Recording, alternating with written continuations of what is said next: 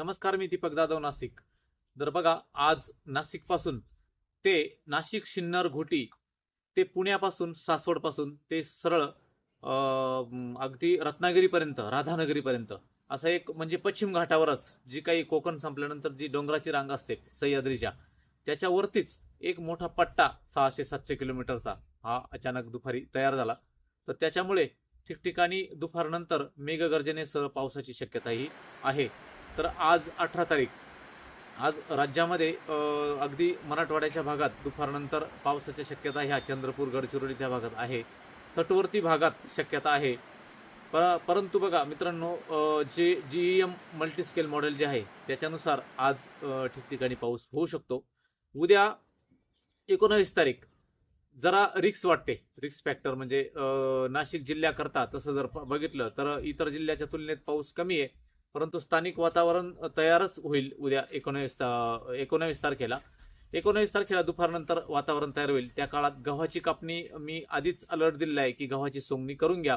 आणि ज्यांनी केलाय त्यांनी झाकण्याची व्यवस्था, पेंड्या बांधलेल्या असतील तर झाकण्याची व्यवस्था ती करा, किंवा गहू काढलेले असतील ते योग्य ठिकाणी साठवणूक करा. कांद्याची काढणी चालू असेल तर त्या ठिकाणी वरून त्याला झाकण्याची व्यवस्था ही करा. दुसरं असं की बघा मित्रांनो की साधारणपणे उद्या 19 तारीख आणि 20 तारीख 2 दिवस हे वातावरण असणार आहे. नंतर ही सिस्टम जेव्हा गुजरात आणि मध्य प्रदेश क्रॉस करून जाईल तर 21 तारखेपासून आपल्याकडे वातावरण पुन्हा एकदा स्वच्छ होईल. अंशतः ढगाळ होत राहील. 21, 22, 23, 24 वातावरण क्लिअर राहील. 25 तारखेपासून पुन्हा एकदा वातावरण ढगाळ होण्यास सुरुवात होईल. कारण ह्या दिवसात मार्च महिन्यामध्ये तापमान हाय झालं की दोन गोष्टी आल्या सध्या. आता तापमान हाय झालं आणि रात्रीचं तापमान देखील कमी झालं. हे पश्चिमी आवर्ताचे ढग काही येत आहे आपल्याकडे, प्लस दिवसाचं तापमान, त्यामुळे ही परिस्थिती ओढवली आहे.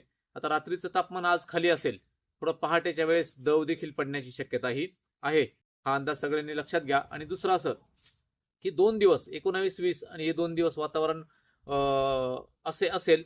नंतर 4 दिवसाचा गॅप देऊन पुन्हा एकदा वातावरण तयार होतं. कारण सध्या प्री मान्सून ऍक्टिव्हिटी आहे, म्हणजे मान्सून पूर्व काळ हा जो असतो या काळामध्ये मेघगर्जने सह पाऊस पडण्याची शक्यताही असते.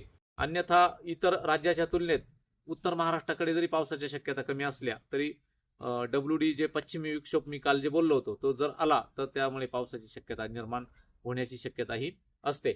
हा अंदाज सगळ्यांनी लक्षात घ्या. 4 दिवस 21 ते 24 गॅप असेल, नंतर पुन्हा एकदा वातावरण खराब होताना दिसतंय.